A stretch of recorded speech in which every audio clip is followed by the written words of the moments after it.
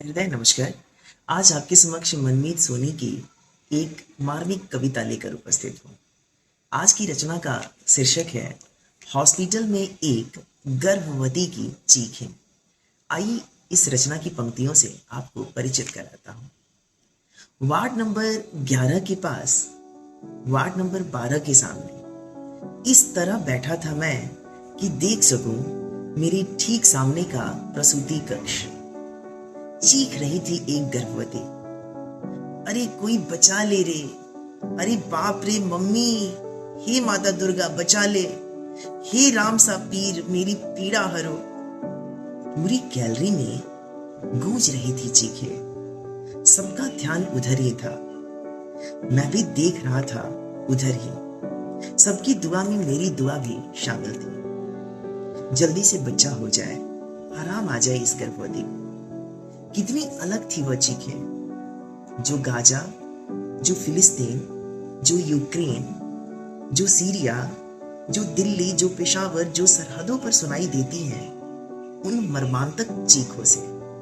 कितनी सुरीली, कितनी ऊंची, कितनी साफ, कितनी कांच जैसी चमकदार, कितनी वेधक, कितनी आह्लादकारी चीखें। मेरा जी किया मैं भी चीखूं। बच्चा होने वाला है, दुनिया सुंदर होने वाली है, ईश्वर अब भी है, राक्षसों का अंत निकट है, यह संसार अभी आसार नहीं हुआ है। लेकिन चुपचाप बैठा रहा मैं, हाथ जोड़कर मन ही मन हनुमान चालीसा पढ़ता रहा। तो कभी महामृत्युंजय मंत्र। लगभग घंटे भर बाद एक किलकारी सुनाई दी। नर्स बाहर आई। नर्स के बाहर आते ही पूछा एक लुगाई ने, बाई छोरी हुई या छोरो? नर्स ने कहा छोरो, और पूरी गैलरी में खुशी की लहर दौड़ गई। उस वक्त मैं इस बात पर किसी से उलझ नहीं सकता था कि क्या फर्क पड़ता है, लड़की हुई या लड़का हुआ। यह काम तो उन समकालीन कवियों का है जिन्हें हर बात में घोंचा करना है, जिन्हें किसी की भी खुशी बर्दाश्त नहीं होती, जो सफेद दीवार पर हमेशा एक काले धब्बे के इंतजार में रहते हैं। मैं तो बहुत ही खुश हुआ यह सुनकर, लेकिन पराई खुशी को कैसे और किसके साथ बांटता। इसलिए गया लिफ्ट से नीचे, मंगवाई एक चाय, पी एक सिगरेट, खुले पैसों की टॉफियां खरीदी और भिखारियों के बच्चों में बांट दी। हंसता रहा मन ही मन, एक नन्हे शिशु की मुखड़ी की कल्पना कर रहा था। सोचता रहा कि उसकी नाल कैसे कटी होगी। दीवार पर हाथ फेरता रहा यह सोचकर कि बच्ची को छूकर उसकी मां को कैसा लगा होगा। और क्या कर सकता था मैं, कैसे कर सकता था एक बिल्कुल नए बच्चे का मेरे चिर परिचित संसार में स्वागत। मेरा बस चले तो सुबह से लेकर शाम तक हॉस्पिटलों में गर्भवतियों की प्रसूति देखूं, और शाम से लेकर अगली सुबह तक मणिकर्णिका घाट पर फ्री में अपनी सेवाएं दूं।